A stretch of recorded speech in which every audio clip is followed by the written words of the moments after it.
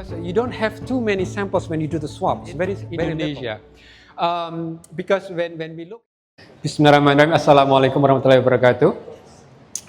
Thank you for the invitation. Thank you, Prof.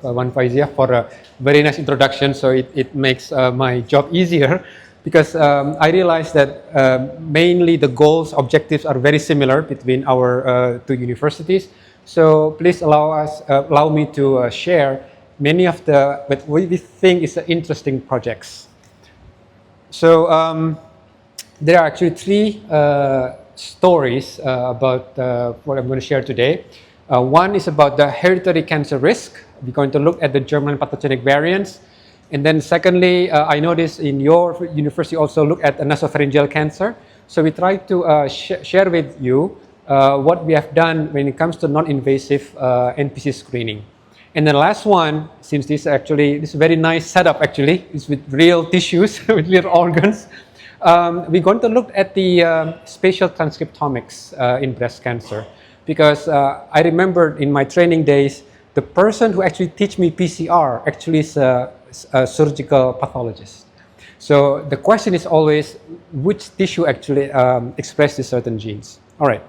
So when it comes to hereditary cancer risk, we're going to tell our work with the Indonesian Human Genome Project. We call it the BGSI. It's a biomedical genome science initiative. Actually, it is started by the Ministry of Health of Indonesia. And then I'm going to also share with you our collaboration with our IT department, because I'm a biologist. I have nothing about coding, how to write codes in the AI, but thankfully we have a department that's willing to learn biology. So just to give you a quick recap of why we have to look at the BRCA1, BRCA2 mutations, is very useful for individuals who actually inherit these pathogenic variants. The reason being, if somebody of women actually carry this germline variants, their risk to get the breast cancer or ovarian cancer. If a male, the risk to get the prostate or even pancreatic cancer is much higher than the general population. And also, not only for risk assessment, but it's also important for target therapy. So now, for those of us in the gynecological space, it is well known now, all the ovarian cancer patients must be genotyped for their BRCA1 or BRCA2 or their HRD, the homologous recombination deficiency. Why? Because they have a much better survival to get the olaparib if their status is BRCA positive. But of course, the lingering question is, what is the rate of pathogenic variant of BRCA in healthy population? Just to get an idea, what is the burden of those women who probably will get a higher risk to get cancer in their lifetime. So this actually one of the latest publication. The first author is Megha Hayati. She was a student in our department in biomedical sciences, and she's actually part of the National Cancer Center Darmais Cancer Hospital. So we have actually good collaboration with Darmais. And why Darmais is very important? Because Darmais is one of the hubs in the Biomedical Genome Science Initiative. So BGSI is actually an initiative by the Ministry of Health, and there are actually 10 tertiary hospitals. Why we have 10 tertiary hospitals? Because their hospital have a very special diseases. So Darmais is focusing on cancer, but also we have Harapan Kita in cardiac, in PON in stroke, and also in Persahabatan they're doing tuberculosis.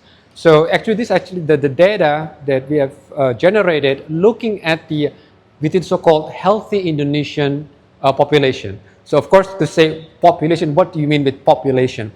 Actually, BGSI has doing whole genome sequencing for about 17,000 subjects, both patients and also healthy people. But right now, we start with reporting that apparently, just looking at the about 200 or close to 300 subjects, apparently we found about 1.56% carry the germline pathogenic variants of BRCA1 and BRCA2. So it is a given that maybe our sample size is a bit modest, but this gives an idea that apparently there are actually healthy people with some pathogenic variants. And also interestingly, when we look at the family history, there are about 4.48% of those subjects actually do not have a family history. So this could be very interesting because generally when we try to look at BRCA1 genotyping, we focus on those women or individuals that have actually family history. But this kind of data actually tells us that apparently you may miss many of the individuals if they don't get tested just because they don't have a family history. And then the next part of trying to understand when you do the variants, always the question is, how do you know the variant actually is pathogenic or not? Or it could be just the matter of they are actually normal variants, right? So in order to do this, you have to have actually a local population. So I just gave a talk in the UKM Precision Health just a few months ago with Umbi. And we actually share the same concern that it's very important to actually genotype from a population. Why? Because if you know the current genetic reference is not actually Asians, let alone Southeast Asia, they're actually Caucasians. So it's possible that what we consider as being VUS, a variant of unknown significance, is because we don't have actually the current population. But in order to make an interpretation actually more meaningful, population is only one aspect of it. If you look at the guideline from the American College of Medical Genetics, you have at least 4 issues. You have to look at the general population. You have to look at also the functional experimental studies. You also have to look at the co-segregation analysis. And you have to look at other many things also from the bioinformatics prediction. So here, that's why the machine learning can help. Because what happened with the machine learning, if you look for me with the language model, in order to find whether this variant has been reported to have actually aberrant functional problems, you have to, well, I myself, I can do it, but I have to read manually. So I have to read the paper one by one. So I told my colleague in the IT department, look, can you guys help me out? Can you actually screen all the publication out there in the internet and try to find out whether they've reported a certain variants? So if they can do that, it will make myself much easier. So this is actually the current project, the SUNUSA project. So right now we also collaborate with BGSI because now we have 17,000 whole genome sequencing data that obviously I cannot do it manually. Because if you look at the variants, if one person has about 10,000 variants, that cannot be done solely by Excel. So this is actually one of the current projects we're also doing with the BGSI. Now I'm going to switch gear to nasopharyngeal cancer. As you know, nasopharyngeal cancer is very difficult to look at or to detect early. And right now we are trying to develop a screening kit tailored for regional populations. This is very interesting. The key, it could be the regional population. Many of you, as a pathologist probably, is very familiar with the HPV. So I try to use the HPV paradigm and trying to do the similar thing for the nasopharyngeal cancer. So, okay, sorry. Yeah. So what is the paradox? If you look at the Southeast Asia and also with the China as being the endemic areas where NPC is very common, and generally people would think that NPC is caused because people actually eating salted fish. So this is actually becoming a polemic in Indonesia because to many Indonesian, salted fish is source protein. So you cannot just tell, no, you cannot eat salted fish anymore. So if they don't eat, what's the next source of protein? But apparently the issue is it's not the salted fish, but how you preserve the salted fish, the nitrosamine issues. But also still the interesting part is that in Asia, there are so-called the East Asia, Japan, Korea, and China, but NPC is very common, not in Korea or Japan. It's much more common in China. And if you look at also the areas, Indonesia is also part of the endemic region. So I always told my colleague, I think our ancestors are actually coming from China, whether we know this or not, right? So this actually creating also another issue because as you all know that NPC, one of the major risk factors is a latent infection of EBV, Epstein-Barr viruses. The question is, EBV is very common infection. If you take blood in any people in Southeast Asia, they will be reactive to the EBV antibodies. So if that is so common, why the disease prevalence is so rare? Well, rare in a sense relative, because in Indonesia, the prevalence was 6 out of 100,000 people estimation. And among productive males in Indonesia, it ranked after lung cancer. So nasopharyngeal cancer definitely is an issue in Indonesia and probably also in Malaysia. So how are we going to try to figure it out? So I recruit a graduate student, and it's kind of a risky project. I assign her, why don't we take a look at the leftover of the nasopharyngeal swab? If you remember during COVID time, everybody got swabbed and nobody can refuse. If you don't want to be a swab, you're not going to get, you're not allowed to work, you're not allowed to go to school. And if you're a patient, you're not going to be treated because the physicians and the nurse is kind of worried that you may carry the viruses, right? So in Darmais Cancer Hospital, all the patients, before they get treated for radiation or for chemotherapy, they have to go through the swab. So I told my graduate student, why don't you go to Darmais and collect all the leftover of those cancer patients, of the nasopharyngeal cancer patients, all the leftover.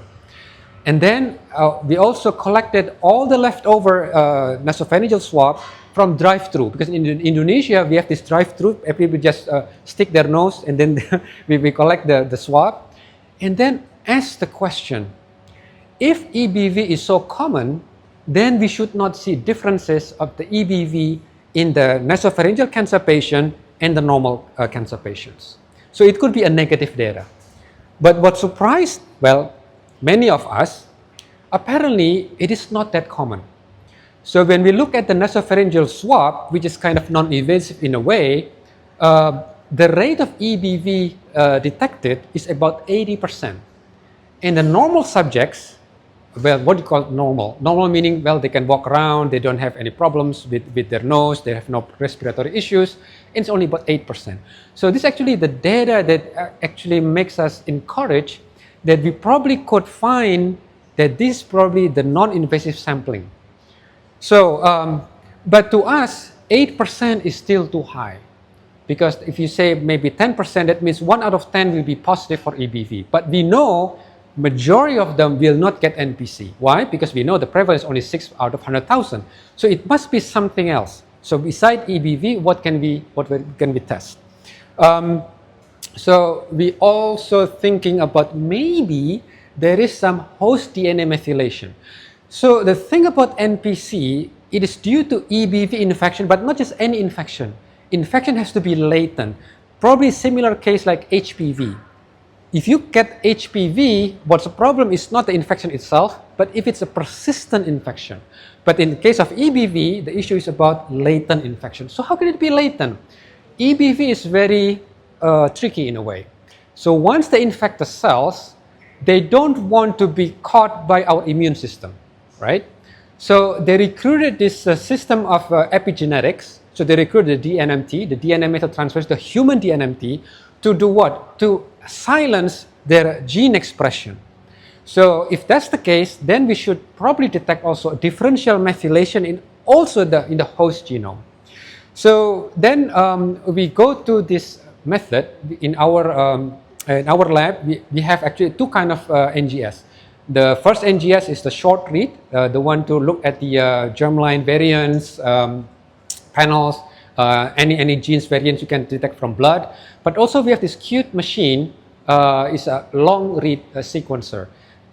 The one thing about the long read sequencer is that it can do a very interesting thing. That is to able to detect a native DNA methylation without bisulfite conversion. So many of you who are actually into the molecular diagnostic space will probably understand that in order to distinguish the methylated ones and non-methylated ones, you have to actually convert the DNA with the bisulfite in order to distinguish. But when it comes to nasopharyngeal swab, once you try to actually convert with the bisulfite, your samples are gone.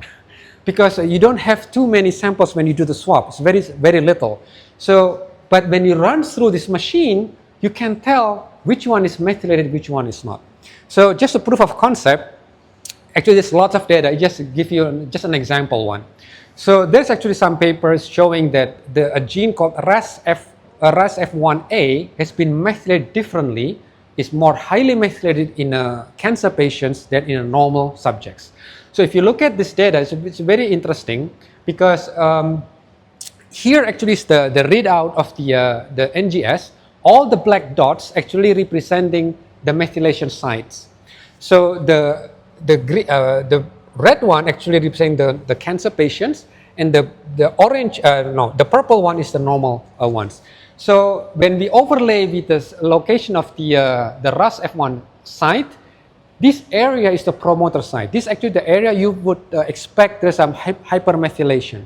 So when we look at the data, it's kind of mimic what people have been reported earlier, that this RAS-F1 has been hypermethylated. And we can tell that many of the areas here actually have lots of black dots, which are actually proof of methylation, but very rare actually in the normal subjects. So this actually make us again encouraged, because there's so many of them like this.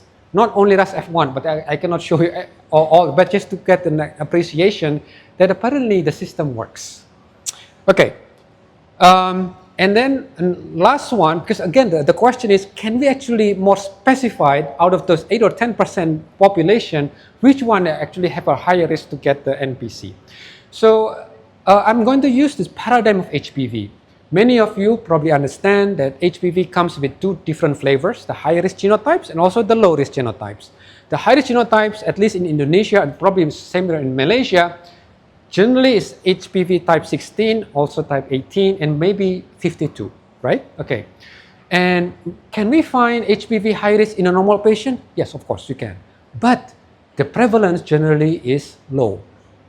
In cancer patients, the HPV subtype could be up to about maybe 90%, 80%. But in a normal cases, it could be only about maybe less than 10%. So can we actually do the same thing like that in EBV? So right now we're still working on those several genotypes, and this genotype actually inspired from what the Chinese have found, because in China apparently they found two variants.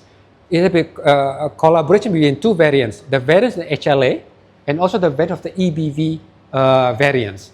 So, but it's interesting, I cannot really show you or give you a definitive question. Apparently, what is high risk in China, apparently it's not high risk in Indonesia. Because when we look at we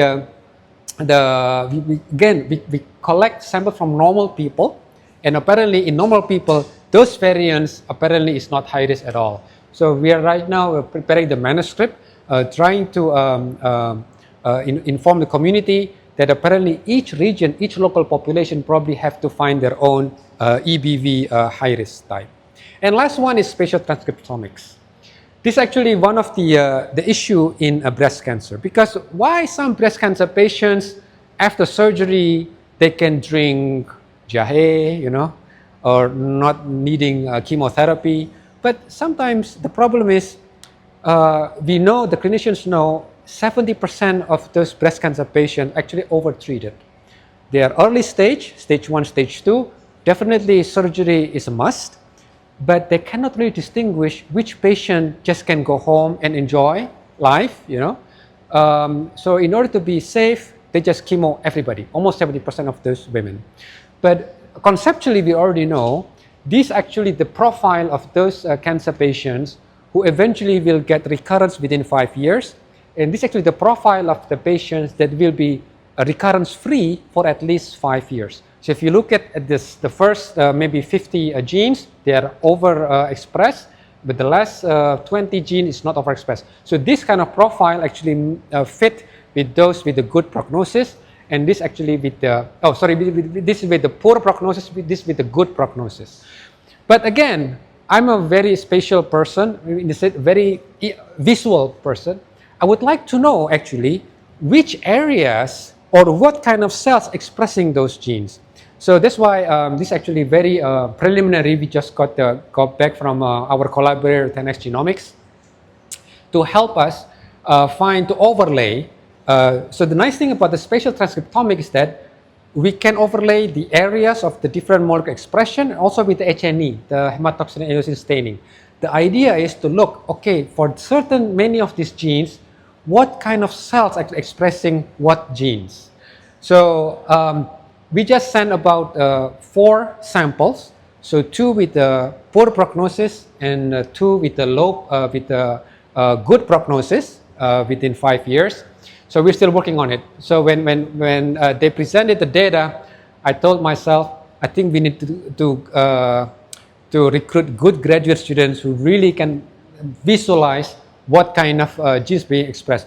One of the idea we try to entertain, if there are certain genes are very expressed, because this is actually in the RNA level, then we can check also with the protein level in just doing immunohistochemistry, because general immunohistochemistry is much affordable. But of course, which immunohistochemistry against what proteins, that we have to do some discovery in this area. So that's this is my last slide, and hopefully I don't bore you with with this overview. But of course, there are 3 areas that I'm thinking that we can do.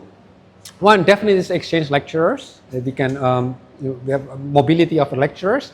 And second one, we probably can identify, are there any research grants we can submit together? It don't have to be big, but kind of something that we can do, maybe a small grants project, just to make sure that our names will be shown in a paper, both our names. And then last one, I'm thinking also for the graduate students co-supervision. So it's very important for our students to have a broaden their view, not just in our local university, but also with the international universities like yours. Okay, so actually this is my my take about the talk today, and hopefully if we can maybe discuss if there are any specific aims that we can collaborate. Thank you everybody for having us. Assalamualaikum warahmatullahi wabarakatuh.